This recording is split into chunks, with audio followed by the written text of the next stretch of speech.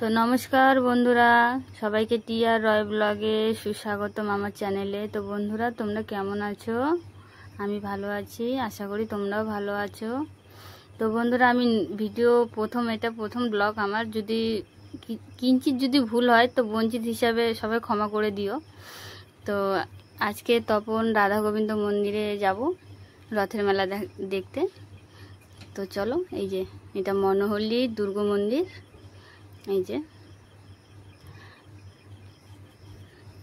যাচ্ছি, এই যে দেখো চারিদিকটা আলাদাই সবুজ, আলাদাই সৌন্দর্য লাগছে। এই যে তো এই যে মন্দিরের পাশে এসে নেমে পড়েছি। এই যে এটা আমার ননদ আর ননদের মেয়ে তিলক দিচ্ছে। এই যে আমিও তিলক দিয়েছি, আমার মেয়েও তিলক দিয়েছে। খুবই পাগলামি করছে, খুবই আনন্দ। এই যে হাই বলছে সবাইকে, খুবই উৎসাহিত মেলায় আসবে বলে। এই যে মন্দিরের কাছাকাছি চলে এসেছি।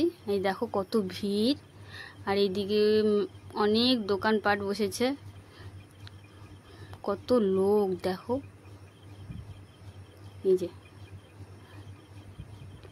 এই তো মন্দিরের কাছাকাছি এগোচ্ছি। এই যে মন্দিরের কাছাকাছি দেখো কত লোক বন্ধুরা। এই যে কাছাকাছি চলে এসেছি, এখন উপরে উঠবো। এই যে সিঁড়িগুলো দেখো।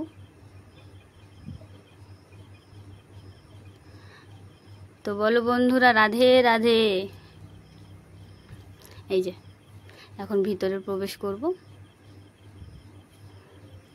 এই যে ডেকোরেশনটা আলাদাই লাগছে, সৌন্দর্য লাগছে।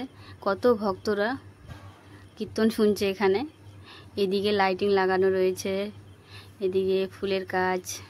এই যে ভক্তরা গান শুনছে। এটা শিব মন্দির হয়, এখানে সবাই পূজা আরাধনা করছে।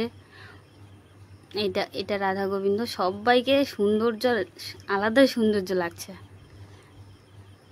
আর একটা আছে মন্দির, এই যে দেখো, ওইটাও দেখাচ্ছি। এই যে মাকে শাড়ি পরে যা অপূর্ব লাগছে, কি বলবো বন্ধুরা, চোখ ফেরানো যায় না। আর একটা কথা কি, এই মন্দিরে যারা এসেছে সত্যি তারা জানে কেমন লাগে। আর যারা এখনও আসেনি তাদেরকে অবশ্যই অনুরোধ করব যেন একবার হলেও অন্তত আসে। এই যে দেখো রথগুলো, অনেকে ফুল বাঁধছে, অনেকে মানত করছে, অনেকে প্রসাদ দিচ্ছে ভক্তরা। এই যে নিচে নামছি। এই যে মন্দিরটা, এখন আমরা বেরিয়ে পড়েছি। বাচ্চারা থাকছে না, অতিরিক্ত গরম করছে, গরমে অস্থির হয়ে গেছে। তো বন্ধুরা, যদি ভুল হয়ে যায় অবশ্যই নিজের মনে করে ক্ষমা করে দিবে। ধন্যবাদ, টাটা।